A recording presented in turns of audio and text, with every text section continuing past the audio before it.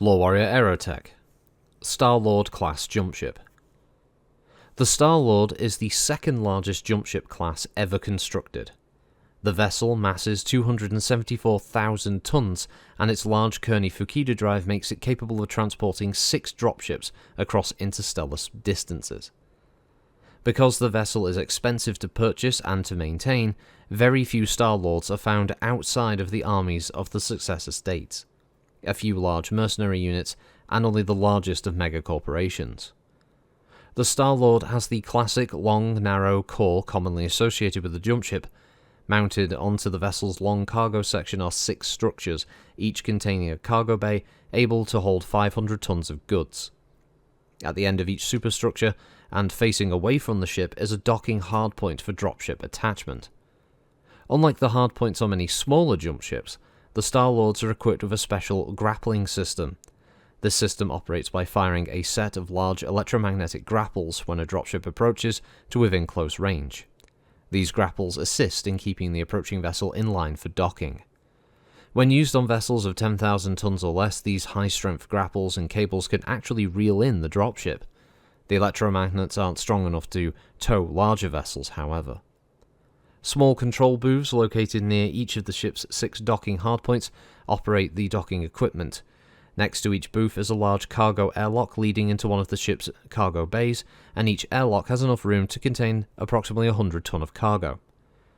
To aid in the transfer of personnel and cargo to and from undocked vessels, the ship carries 4 small craft in its launch and recovery bays located on either side of the command section.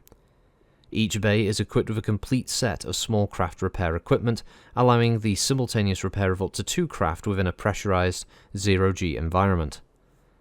As Star-Lords generally carry enough dropships to provide themselves with defensive firepower, they almost never carry aerospace fighters. Instead, the Star-Lord's small craft complement normally consists of shuttles and space buses.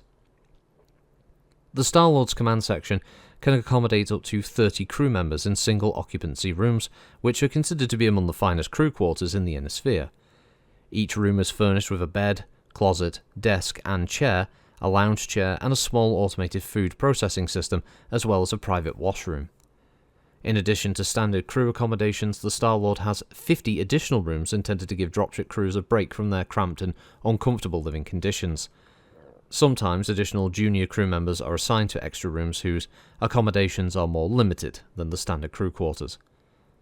Although the Star-Lord is equipped with a fusion power plant, the plant's small size prevents it from quick charging the ship's Kearney Fukuda drive in less than 48 hours. However, this has also managed to keep the jump failure rate to a minimum level. Compounding the Star-Lord's quick change problems is the fact that many have had trouble with their sail deployment systems, which grow worse over time. About 25% of all Star-Lords must spend about twice the time normally needed to unfurl the sail, mostly because of the Star-Lord's high maintenance costs and low rate of production. There are actually few Star-Lords still in service in the inner sphere. For some reason, the vessel is a favourite of the Free Worlds League, where an estimated 40% of all Star-Lords now operate. House Marek's production of the vessel creeps along at a rate of about 2 per year, with 1 per year coming out of the Draconis Combine. Star-Lord class jumpship of a tonnage of 274,000, a dimension of 660 metres in length, 1,140 metres in sail diameter, 26 crew, 4 small craft pilots, dropship capacity 6, small craft component 4, drive system KF Mark 8A-1, first introduced in 2590. Frequency of sighting these days? Rare. So it's a 250,000 ton KF drive integrity ship with 65 points on energy collection, a 0.1G station keeping drive, docking hardpoints of 6, 4 small craft cubicles, 2 small craft bay doors, a single grav deck, and it consumes fuel of 1 thrust point per 2 ton, 50 consumption. It basically says it's got 39.5 tons of burn a day. It has basically no weaponry and is equipped with a decent amount of armor for its size, but then again, no one's stupid enough to start firing on jump ships. The Star-Lord, though, yeah, heard the name a number of times, and yeah, it has a rather distinct front section that's very recognisable for the Star-Lord class jump ship. And yeah, I was glad to get back onto jump ships for a bit. they're always an interesting read, I feel, and one of the sections of battles that you see a lot of, but you never really know a lot about. Jump ships are usually just a thing that's there that, oh look, it gets you to place.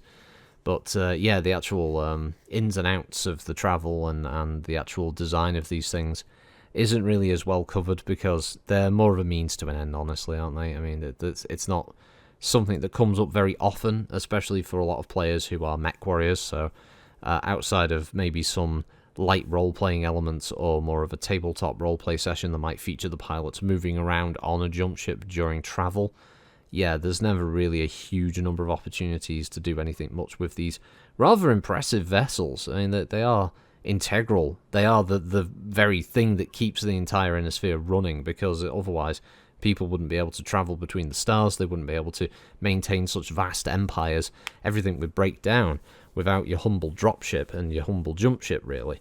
So it's nice that they made these books that explain a bit more about their history and the background and stuff. So yeah, it's cool like that, and some of them look really cool. The idea of the jump ships in this universe are quite interesting, and I like the fact that they are these monolithic vessels that are also protected. You know, it's like anyone who starts firing on a jump ship is going to be persona non grata. They are going to get hunted down. I mean, even pirates aren't stupid enough to fire on jump ships because it brings a lot of heat on you for doing so, because you are risking everything for relatively little gain. And it's extremely rare to see jump ships getting attacked and captured, but it has been known to happen, but nowhere near as often when you get to the more traditional timelines of BattleTech. But yeah, that was the Star Wars class, so I hope you enjoyed that. And yeah, we'll catch you next time, and have a good week. Right, see ya. Bye. Bye. See ya. Bye. Bye. Bye. Bye. See ya. Bye.